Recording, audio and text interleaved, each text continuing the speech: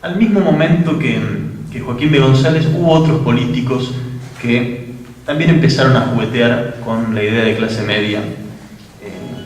Yo encontré el primer discurso callejero, digamos, que encontré que alguien dirigiera a la clase media explícitamente, fue también ese año, 1920, y el que lo pronunció fue Manuel Carles, que es el fundador de la Liga Patriótica Argentina, que es la primera organización de extrema derecha que operó en nuestro país, ¿no? También él se propuso organizar a sectores no trabajadores, digamos que no eran trabajadores manuales, y de algún modo transmitirles un orgullo de clase media, ¿no?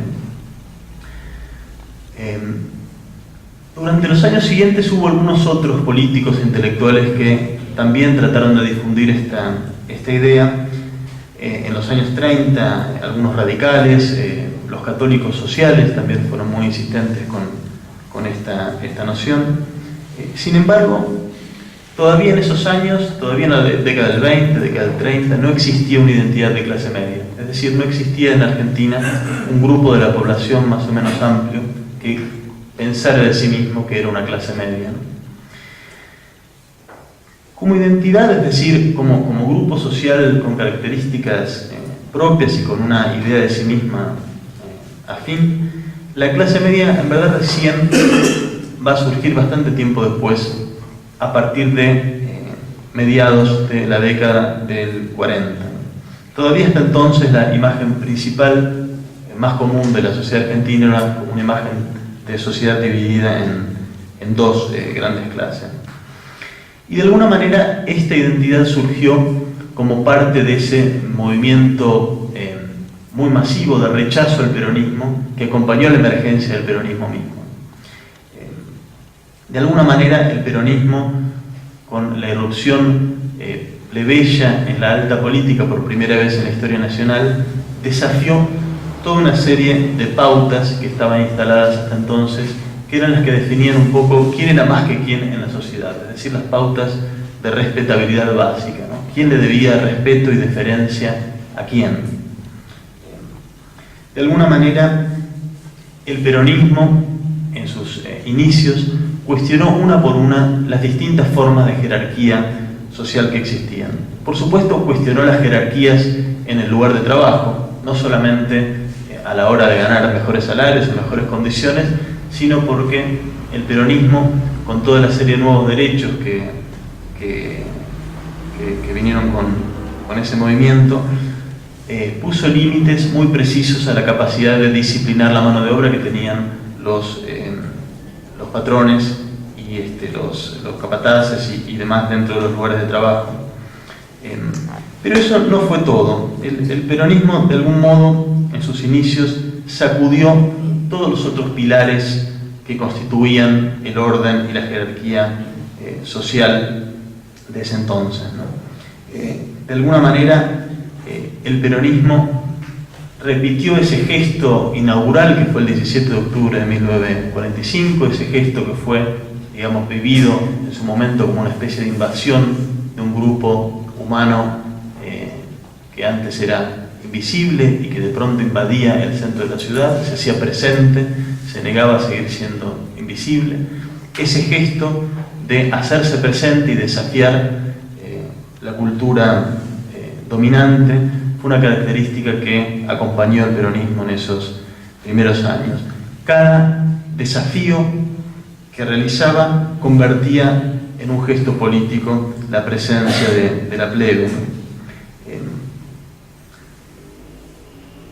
Por ejemplo, el hecho mismo, por ejemplo, de la división de las personas de acuerdo, por ejemplo, a una jerarquía de la cultura, ¿no? Que se había transmitido durante muchos años, la idea de que alguien culto es alguien mejor que alguien no culto. Bueno, de pronto el peronismo, como parte de su discurso, desafió, por ejemplo, la famosa consigna alpargatas y libros, ¿no? Desafió la idea de que el que no tuviera cultura debiera deferencia o sumisión respecto del que sí la tuviera. Lo mismo respecto de las pautas de decencia en el aspecto físico, ¿no? las propagandas y la cultura dominante señalaban e insistían en que una persona respetable tenía que tener un aspecto respetable, vestirse respetablemente y demás, y de pronto apareció un movimiento que decía que ser descamisado, no vestir camisa era algo positivo, o que ser un grasa o ser grasa es algo positivo y no algo negativo.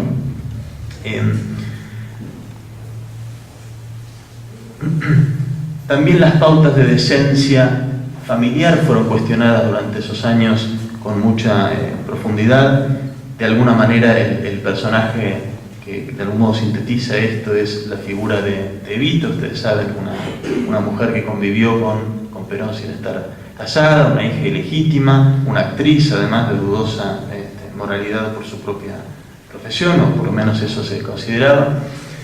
Y no solo Evita, sino incluso antes que ella, la participación de las mujeres en el primer plano de la política, incluso antes de tener derecho a voto, ¿no? Hay un cántico del propio año 1946 de mujeres peronistas que marchaban cantando sin corpiño y sin calzón, somos todas de Perón, que imaginen lo que esto significaba en el año 1946, ¿no? Era realmente un desafío a todas las pautas de moralidad de la época, ¿no? Y de alguna manera también el peronismo como movimiento, no Perón, que de esto en verdad mucho en esto no participó, pero el propio movimiento que lo llevó al poder también desafió, digamos, una jerarquía implícita que existía y que sigue existiendo en nuestro país, que es la jerarquía de los colores de la piel, ¿no? De alguna manera el hecho de que los peronistas se manifestaran en esas grandes manifestaciones tocando tamboriles, algo muy parecido al carnaval de los negros, el hecho reflejado por el diario Clarín con asombro de que de pronto aparecía gente en el centro de Ciudad de Buenos Aires hablando en quechua o guaraní, cosa antes nunca vista o por lo menos nunca registrada por los medios de comunicación. El hecho de que, por ejemplo, en el año 1946 hubo una inédita caravana de collas que vinieron desde Salta y Jujuy marchando a pie en lo que se llamó el Malón de la Paz para reclamar por los derechos de sus comunidades. Y otra vez acá el hecho de que el peronismo tomaba como algo positivo el ser cabecita negra, invertía la carga negativa o peyorativa de ser cabecita negra, por ejemplo, cuando Evita decía, bueno, ustedes son mis cabecitas negras, en el sentido afectuoso. En fin, lo que estoy intentando decir es que la identidad de clase media surgió un poco como rechazo o como diferenciación respecto de todas estas formas de cuestionamiento de las jerarquías sociales que había traído el peronismo. Fue ese desafío plebeyo lanzado a las jerarquías sociales en sus diversas manifestaciones lo que finalmente aglutinó a sectores diferentes de la población y los impulsó a asumir de alguna manera una identidad de clase media. Ahora sí, por primera vez en los años 40, un grupo importante de la población comenzó a pensar de sí mismo: nosotros somos la clase media, ¿no?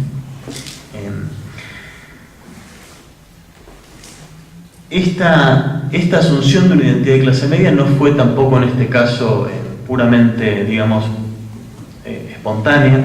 También hubo una operación político-cultural similar a la que había intentado con menos éxito Joaquín B. González en 1920.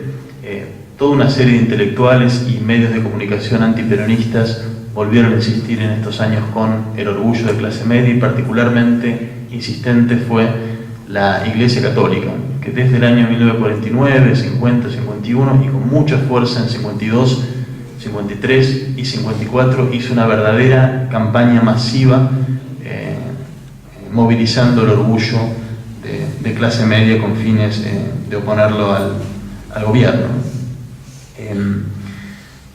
De algún modo, esa intención que había tenido Joaquín B. González de dividir, meter una cuña entre dos sectores de la población, finalmente fue exitoso por un camino que Joaquín B. González, por supuesto, jamás habría imaginado, pero finalmente la idea de clase media y la identidad de clase media terminó desempeñando la función de separar el cuerpo social en dos, que había imaginado Joaquín B. González mucho antes.